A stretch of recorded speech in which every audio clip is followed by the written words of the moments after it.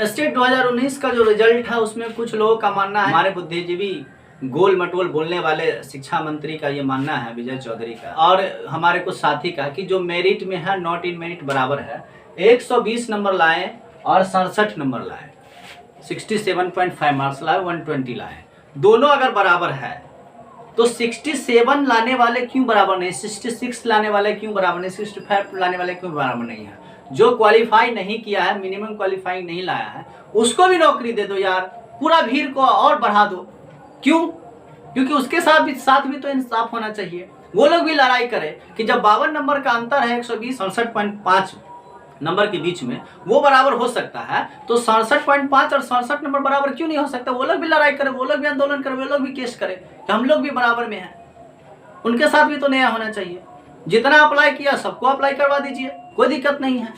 देखिए, बहुत दिनों से जैसा कि मैंने विभिन्न सोशल मीडिया के माध्यम से देख रहा था, स्टेट का जो मुद्दा है वो एक विवादित मुद्दा बनकर रह चुका है, और इसलिए मैंने भी सोचा कि कुछ इस पे भी हम अपना भी वक्तव्य दे दें, कुछ विश्लेषण कर दें। देखिए, स्टेट ही नहीं, बिहार गवर्नमेंट की कोई भी ऐसा एग्जामिनेशन नहीं है जो 5 साल से पहले क्लियर हो जाता है। अब देखिए, बिहार एसएससी इंटर स्तरीय जो एग्जामिनेशन हुआ था उसका अभी तक 2014 में नोटिफिकेशन निकला था, 21 बीत रहा है और अभी तक उसकी बहाली नहीं हो पाई है। तो इस प्रकार से आपने जो भी एग्जामिनेशन बिहार का देखा होगा उसमें 5 वर्ष से पहले कुछ नहीं होता, कम से कम 5 वर्ष लगेगा, अधिक से अधिक की कोई उसकी सीमा नहीं है। चलिए, तो हम स्टेट के मुद्दे को लेकर के कुछ आते हैं। चूँकि स्टेट का कैंडिडेट मैं भी हूँ और मैं भी इस एग्जामिनेशन को क्वालिफाई किया हूँ। आइए देखते हैं कुछ मुद्दों को। अब सबसे पहले हम चलते हैं नोटिफिकेशन जब निकला था 2019 में, तो नोटिफिकेशन, चूँकि सभी लोग स्टेट में वही लोग बैठे होंगे जो वेल क्वालिफाइड है। सबसे पहले ये समझ लीजिए कि इसमें जो एग्जामिनेशन देने वाले होंगे, फॉर्म फिलअप करने वाले ही लोग वेल क्वालिफाइड है, कि किसी के क्वालिफिकेशन पे संदेह नहीं किया जा सकता। जब ये नोटिफिकेशन निकला उसी समय में ये निकाला गया था, और आनंद किशोर जो बिहार बोर्ड के अध्यक्ष है उन्होंने भी कहा था उतना ही रिजल्ट देंगे जितना हमारे पास सीट है, और सीट को नोटिफिकेशन में मेंशन भी किया गया था। वो अलग बात है कि कैटेगरी वाइज नहीं बांटा गया था, लेकिन सब्जेक्ट वाइज बांटा गया, लेकिन कैटेगरी वाइज नहीं बांटा गया था कि कितना किस कैटेगरी में सीट है।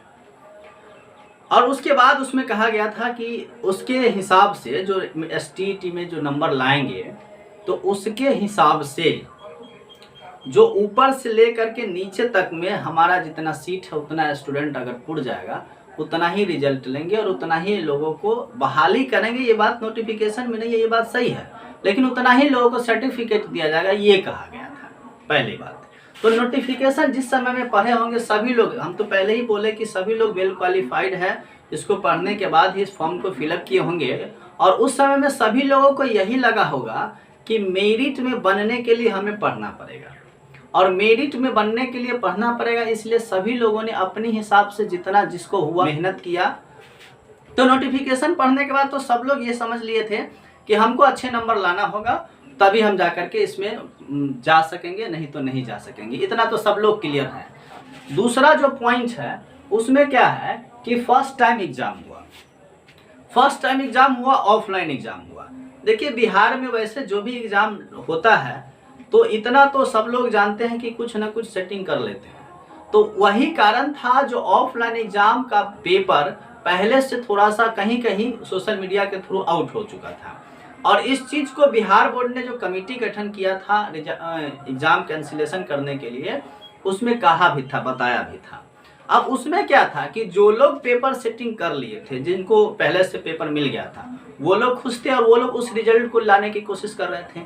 जो लोग पेपर सेटिंग नहीं किए थे वो लोग सोचते थे कि चलो भाई कैंसिल हो जाए, चाहे रिजल्ट आए, हमको कोई फर्क नहीं पड़ता है, क्योंकि हम तो किए नहीं हैं। अब सबसे बड़ा जो यहाँ मतभेद का जो कारण बना वो उसी एग्जामिनेशन के समय से बना। फर्स्ट जो एग्जामिनेशन ऑफलाइन हुआ था उसी एग्जामिनेशन के समय से बना मतभेद का कारण, क्योंकि जो लोग पेपर सेटिंग किए, कुछ लोगों ने पेपर को खरीद लिया था, क्वेश्चन को खरीद लिया था और उस आधार पे एग्जाम दिया और उनको नंबर बहुत ज़्यादा आ रहा था।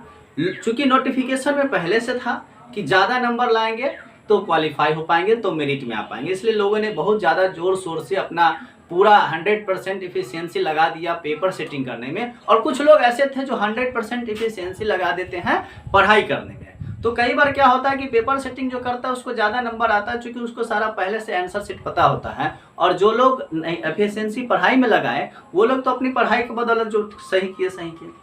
सबसे बीच में मारा गया वैसे स्टूडेंट जिन्होंने ना पेपर सेटिंग में एफिशिएंसी ज़्यादा यूज किया और ना पढ़ाई में, उन लोगों को मार्क कम आ रहा था। अब आइए कि उसमें भी उसी समय मतभेद शुरू कैसे होता है। तो दो लोग थे, जो पेपर सेटिंग करने वाले लोग थे वो सोचते थे क्या कि मैं इस रिजल्ट को निकलवाऊँ। जो नहीं सेटिंग करने वाले लोग थे वे सोचते थे कैंसिल हो जाए, क्योंकि उसको नंबर कम आ रहा था, सबको मेरिट में आना था। चलिए अब आते हैं, तो उसके बाद जो है तो कोर्ट में केस होता है, और केस होता है तो उस केस में केस से बचने के लिए बिहार बोर्ड ने क्या किया और गवर्नमेंट ने क्या किया, एक टीम गठन की। और टीम गठन करने के बाद उन्होंने माना कि हाँ कहीं कहीं पेपर आउट हुआ है, और इस कारण से परीक्षा जो हुई थी, स्टेट एग्जाम जो हुआ था, उस पारदर्शिता को बरकरार नहीं रखा जा सका, इसलिए मैं इस एग्जाम को रद्द करता हूँ। और एग्जाम रद्द हो गया। उसके बाद ऑनलाइन एग्जाम होता है। जब ऑनलाइन एग्जाम होता है तो देखिए सेटिंग करने वाले कुछ लोग उसमें भी सेटिंग कर लेते हैं, लेकिन खैर अब ऑनलाइन है, हर चीज़ पे नहीं कहा जा सकता है। तो उसमें क्या हुआ कि कुछ लोग और फिर से जो लोग कम एफिशिएंसी लगाकर पढ़े थे या जिनको थोड़ा कम नंबर आ रहा था, और थोड़ा सा जोर लगा करके अच्छे मार्क्स गेन करने के लिए पढ़ाई लिखाई करना शुरू कर दिया। और वही कुछ लोग जो सेटिंग करने वाले थे सेटिंग में लगे रहे। अब आइए रिजल्ट आता है। तो रिजल्ट जिस दिन आता है, चूँकि नोटिफिकेशन में दिया गया था कि जितना सीट है उतना ही रिजल्ट देना है। अब जो रिजल्ट आता है तो उतना ही रिजल्ट दिया गया था, क्योंकि बिहार बोर्ड ने नोटिफिकेशन निकाला था और उसमें भी इसके आदेश के हिसाब से, मतलब शिक्षा विभाग के आदेश के हिसाब से ही कोई काम करता है। अपने मर्जी से कोई भी काम बिहार बोर्ड नहीं कर सकता है। तो रिजल्ट निकलता है तो उसमें क्या किया उस समय में कि मेरिट का जो कॉलम था वो नहीं दिया गया था। मेरिट का नहीं कॉलम दिया गया था, और जितने लोग क्वालिफाइड थे, यानी मिनिमम क्वालिफाइड मार्क्स जो होता है 67.5 रिजर्व कैटेगरी के लिए और 75 अनरिजर्व कैटेगरी के लिए। तो ये जो मिनिमम क्वालिफाइंग मार्क था, ये मिनिमम क्वालिफाइंग मार्क जो है, ये मिनिमम क्वालिफाइंग मार्क जिन्होंने भी लाया सबका रिजल्ट दिया। लेकिन रिजल्ट जब शो करता है पेपर में या फिर प्रेस कॉन्फ्रेंस जब मंत्री महोदय करते हैं, गोल मटोल मंत्री महोदय, तो उन्होंने क्या किया कि बताया कि 24,598 स्टूडेंट ही पास है। फर्स्ट टाइम जो 3 विषय को छोड़ करके रिजल्ट आया था, तो अब 24,598 पास है। यहाँ रिजल्ट लोग देख रहा है, मिनिमम क्वालिफाइंग है वो भी पास है। तो सब लोगों को ये लगा कि हम लोग उसी 24,598 में हैं। लेकिन जब फिर से दोबारा रिजल्ट आता है और उसमें जो 6,000 कुछ निकलता है, 6,000 कुछ रिजल्ट निकलता है, और सब मिलाकर के 30,675 रिजल्ट बनते हैं वो मेरिट लिस्ट का। फिर उन्होंने वही गलती दोहराई और कहा कि 30,000 स्टूडेंट ही पास है, और इस जितने स्टूडेंट पास है सबकी नौकरी पक्की, इन्होंने कहा था प्रेस कॉन्फ्रेंस में। चूँकि डाटा देते समय ना तो बिहार बोर्ड ने कहा होगा कि ये डाटा मेरिट वालों की है, उनको पता था, और रिजल्ट सबका दे दिए थे। बाद में एक कॉलम जोड़ा गया जब 3 विषय का रिजल्ट आया, मेरिट और नॉट इन मेरिट, उसको ठीक करके वहां से और मतभेद बढ़ना शुरू हो गया। मतभेद बढ़ना शुरू ये हो गया कि जो मेरिट में, चूंकि सबको पता था, सुन लीजिए पहले बता देते हैं, सबको पता था नोटिफिकेशन में दिया गया है कि जो मेरिट में रहेगा उसका बहाली होगा या फिर रिजल्ट शीट दिया जाएगा, मार्कशीट दिया जाएगा, अदर सर्टिफिकेट दिया जाएगा, अदरवाइज लोगों को नहीं दिया जाएगा। ये नोटिफिकेशन में दिया गया था। इसलिए क्या किए कि अब नॉट इन मेरिट वालों की संख्या और मेरिट्स वालों की संख्या, दोनों की संख्या अलग अलग यहाँ पे हुआ। अलग अलग जब होता है तो नॉट इन मेरिट वालों की संख्या लगभग 50,000 हो जाता है, और जो मेरिट में संख्या होते हैं वो मात्र 30,000 बच जाता है। अब ये जो 50,000 हुआ नॉट इन मेरिट वाले, इन लोगों ने क्या किए कि आंदोलन करना शुरू किए। आंदोलन करना जब शुरू किए तब शिक्षा विभाग के जो हमारे मंत्री है उस गोल मटोल मंत्री को पता चला कि नॉट इन मेरिट और मेरिट का कॉलम जोड़ा गया है, जिसमें हमारे बहुत सारे स्टूडेंट छंट रहे हैं और उनको तो चूंकि वोट लेना रहता है, उनको ही नहीं किसी भी विधायक या किसी भी मंत्री के पास जाते हैं तो वो कभी भी ये बात एक पक्ष में नहीं जाएगा, कभी भी ये नहीं कहेगा कि हम नॉट इन मेरिट के साथ हैं, और कभी भी ये नहीं कोई मंत्री या विधायक कहेगा कि हम मेरिट वालों के साथ है। ये बात क्लियर कर लीजिए, कोई भी मंत्री विधायक नहीं कहेगा कि हम इसके साथ है या इसके साथ है। सभी लोग अपने अपने जुगाड़ में हैं। सब लोग ये सोचते हैं कि हमें पहले नौकरी मिल जाए, हमें पहले नौकरी मिल जाए। अगर आप रियल मायने में शिक्षक बनना चाहते हैं तो शिक्षा के बारे में सोचिए, और जो अच्छा आपको लगता है, जो अच्छे स्टूडेंट है, जो अच्छे टीचर बन के आ रहे हैं, उसको मौका दीजिए। और उसके बाद जो लोग रह जाते हैं वो फिर से अपनी इफ़िशियंसी लगाइए, सेकेंड टाइम एग्ज़ाम में जाइए। मैंने पहले ही बताया, आपके क्वालिफ़िकेशन पे कोई डाउट नहीं है, आप सेंट्रल गवर्नमेंट के भी टीचर बन सकते हैं, लेकिन इफ़िशियंसी लगाना होगा। ये कोर्ट कचहरी, नेता के दरवाज़ा, सचिव के दरवाज़ा, ऑफिस जाना, ये सबसे कुछ नहीं होगा, पहला बात। अब आइए देखते हैं कि दिक्कत क्या है, मतभेद का मूल कारण क्या है कि सभी लोग अपने अपने में लगे हैं। सब लोग सोचते हैं हमें पहले हो जाए तो हमें पहले हो जाए। अब कुछ लोग ऐसा है जिसका एकेडमिक मेरिट कमज़ोर है, लेकिन उन्होंने अच्छा से पढ़ा, मेरिट में आ गया। कुछ लोग ऐसा है जिनका एज एक्सपायर करने वाला है, एकेडमिक मेरिट स्वाभाविक है कि उनका कमज़ोर होगा, चूँकि पहले का जो रिजल्ट होता था थोड़ा कम मार्क्स देते थे, तो उस समय का होगा, तो वो लोग जिनका एज एक्सपायर होना, चिंता की बात उनके लिए है। थर्डली, कुछ लोग ऐसा है जिनका एकेडमिक मेरिट भी ठीक है और साथ ही साथ मेरिट में है, वैसे लोग थोड़ा भी चिंता नहीं कर रहे हैं, जो मेरिट में भी है, एकेडमिक मेरिट भी ठीक है। चिंता की बात वैसे लोगों के लिए जो बाहर से बीएड किया है, बाहर के राज्य से जो बीएड किया है, विशेष करके हरियाणा या पंजाब या इन क्षेत्रों से जो बीएड किया है, उनका मार्क कम है, ये बात सब लोग जान रहे हैं। बाद बाकी कुछ ऐसे राज्य है जहाँ ठीक ठाक मार्क्स मिलता था। बिहार से जो बीएड होगा उसका अच्छा मार्क्स है, क्योंकि उसमें प्रैक्टिकल वगैरह में बढ़िया मार्क्स मिलता है। तो कहने का मतलब हुआ क्या कि एकेडमिक मेरिट के आधार पर अगर बहाली लेती है तो वहाँ सबसे ज़्यादा फायदा बिहार से जो बीएड किया है उसको होगा। ये तो था अब तक की जो बातें हुई है उसके लिए। अब जो बातें हैं आगे की, उसकी बात करते हैं। अब जो बात है आगे की, बहाली कैसे होगी। अब देखिए, हमारे शिक्षा मंत्री प्रेस कॉन्फ्रेंस करके और बताते हैं मेरिट वाले और नॉट इन मेरिट वाले दोनों बराबर हैं, क्योंकि ये पात्रता परीक्षा है। और जो हमारे नॉट इन मेरिट में साथी है वो भी कहते हैं कि पात्रता परीक्षा है।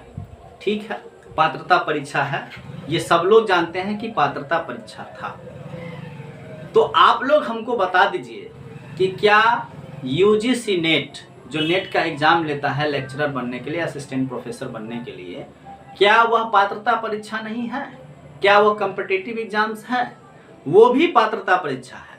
क्या उसमें मिनिमम क्वालिफाइंग जो मार्क्स रखा गया है उसके आधार पर सब लोग को क्वालिफाई कर दिया जाता है? जी नहीं, उसमें भी 6% जो रिजल्ट देता है और ऊपर से जो मेरिट में आता है उसी को क्वालिफाई किया जाता है। तो जब यूजीसी नेट पात्रता परीक्षा है उसमें मेरिट बना करके क्वालिफाई किया जा सकता है, ये केंद्र सरकार का ही है, समझ लीजिए। कुछ लोग तो फिर एसटीईटी में क्यों नहीं हो सकता है? और बहुत सारे ऐसा राज्य है, बहुत सारा ऐसा राज्य है जिसमें टीईटी के मार्क्स के आधार पे बहाली होता है, और टीईटी के मार्क्स के आधार पे बहाली होता है तो आप उसके आधार पे भी बहाली करवा सकते हैं। तो अब इसमें कुछ लोगों का ये मानना है कि एनसीटीई के रूल रेगुलेशन के हिसाब से ये गलत है। कुछ लोगों का ये मानना है कि एग्जामिनेशन का जो फॉर्मेट था उसमें ऑनलाइन का प्रोसेस नहीं दिया था, तो क्या नोटिफिकेशन का वो मतलब अवहेलना नहीं हुआ? वहाँ अवहेलना बिल्कुल नहीं होता है, क्योंकि पूरी नोटिफिकेशन पढ़ेंगे तो उसमें मोड ऑफ एग्जामिनेशन नहीं दिया है कि ऑफलाइन होगा या ऑनलाइन होगा, सिर्फ एग्जामिनेशन का ड्यूरेशन दिया है, सिर्फ एग्जामिनेशन की अवधि दिया कि कितने देर का होगा और कितने प्रश्न पूछे जाएंगे, वो प्रश्न कितने अंक का होगा, इतना ही बातें हैं। सिलेबस की बात है तो सीधा सीधा कह देता है कि 100 नंबर विनिर्दिष्ट जो विषय होगा आपका उससे होगा। तो सिलेबस की बात करेंगे तो ये पिछले दफा भी ऐसे ही दिया था और इस बार भी ऐसे दिया था, बिना सिलेबस का एग्जाम नहीं हुआ है। कि बहाली में अब जो नॉट इन मेरिट और मेरिट की बात करते हैं कि एक है शिक्षा मंत्री, तो हम तो बताया कि यूजीसी नेट है, तो यूजीसी नेट का भी एक पात्रता परीक्षा है और वहाँ भी जो है 6% रिजल्ट देता है ऊपर से ला करके नीचे तक।